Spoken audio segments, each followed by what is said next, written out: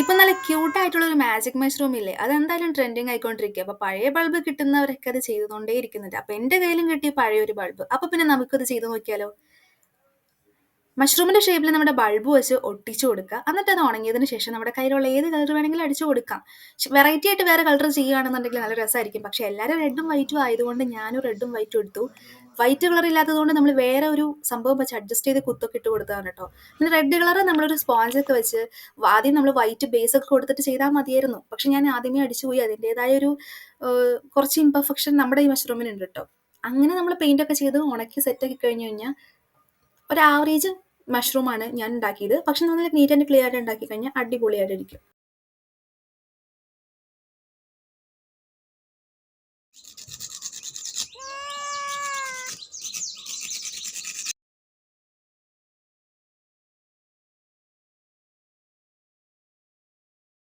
ഒരു സംഭവം നിൽക്കില്ല.